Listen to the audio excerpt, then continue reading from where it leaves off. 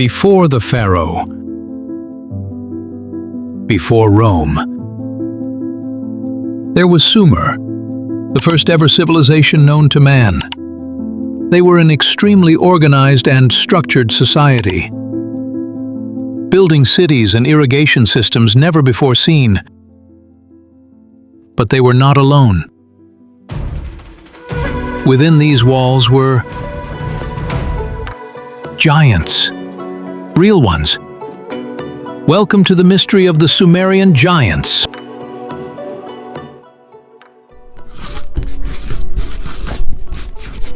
Our journey begins with Gilgamesh, the legendary king of the city Uruk. He was described as a demigod with divine superhuman powers who defeated enemies far and wide. So strong he was believed to have been immortal. He stood tall above everyone and everything in his path. He was said to have built the city of Uruk with his bare hands. In 2003, on an expedition, a group of German archaeologists claimed to have found his tomb deep under the Euphrates River. The evidence found was said to be classified. Enkidu, created by the gods to challenge Gilgamesh, was no ordinary man. He was a wild, hairy, towering figure, raised by beasts and feared by cities. In the Epic of Gilgamesh, he was said to have been engineered by the goddess of fertility, Aro-Ru, to balance the excessive power held by the king of Uruk. He wrestled Gilgamesh to a standstill in a fierce battle, after which they became brothers in arms. Together, they roamed Mesopotamia and killed monsters like Humbaba. Enkidu was believed to be a hybrid, neither fully monster nor fully man. Often described as the monstrous giant, Humbaba was known as the guardian of the cedar forest. His face was said to radiate terror, with a roar like that of a storm, and his breath signaling death itself.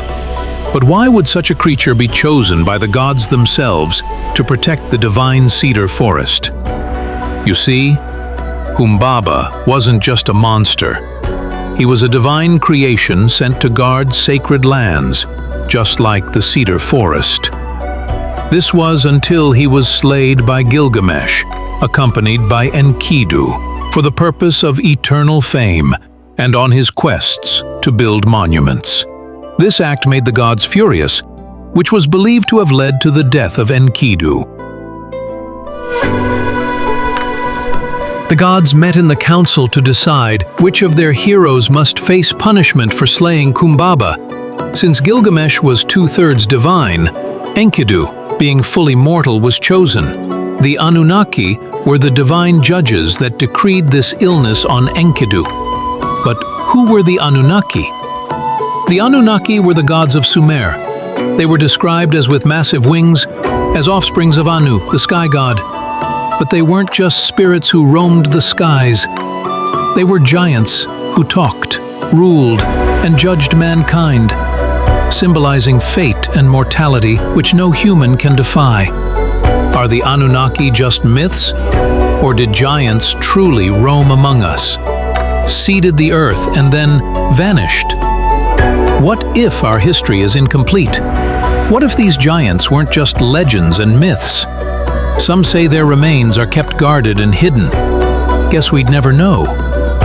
Nevertheless, the Sumerian stories left us clues and maybe even warnings. It's left for you to decide. Were these just tales, or has a giant part of humanity's history been erased on purpose? Hit subscribe if you'd like to see more History Retouched.